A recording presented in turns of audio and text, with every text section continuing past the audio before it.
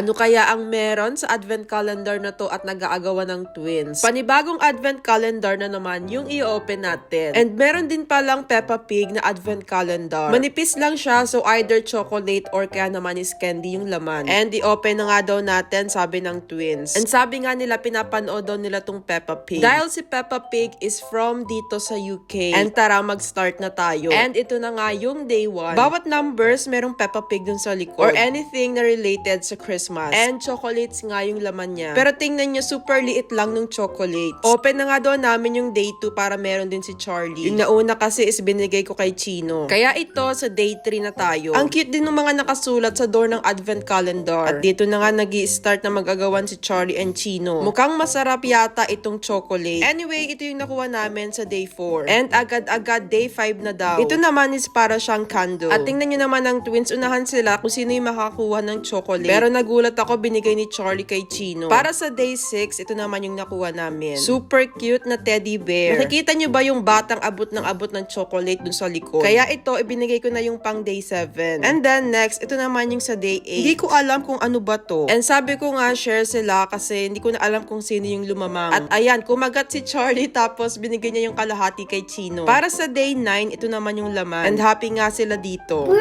Ito na at day 10 na tayo. And ito yung chocolate na nakuha namin, naka-scarf pa. Day 11, ito naman yung laman. So, bata siya. And natatawa ko dito sa reaction ni Chino kasi tingnan mo, busy siya sa pagkain ng apple. Para sa day 12, ito yung laman. And meron nga ditong snowflakes. Meron din palang countdown dun sa likod ng mga chocolates. And ito yung pang day 13, naloka si Charlie kasi hindi nag-share si Chino. Day 14. Kaya sabi niya, open na daw namin kaagad yung day 14. And dito, nakuha namin is Santa hat. Hindi ko kaagad napansin, pero si Charlie, kaya pala nakaganito. Kasi nga, Santa hat yung nakuha namin. Sa day 15, ito naman. Waddle, waddle, waddle. And yan nga daw yung sounds yung nakuha niyang chocolate. And then, for December 17, ito yung nakuha namin. Next na is day 18. Hindi na ako nagbibilang kung sino ba yung mas nakakarami. Kasi nagkukusa naman silang dalawang mag-share. And sa day 19 nga, ito yung laman na chocolate. And dito, nakihati na ako sa kanila, hindi pwedeng sila lang. I'm gonna get the gift.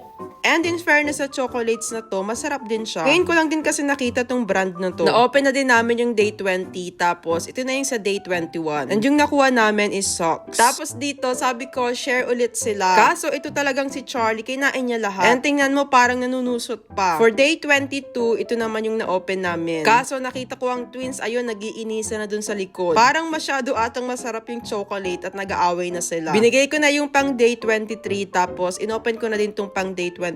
Ito na yung last na number kasi Christmas na kinabukasan. Merry Christmas. But everyone's in my waitress.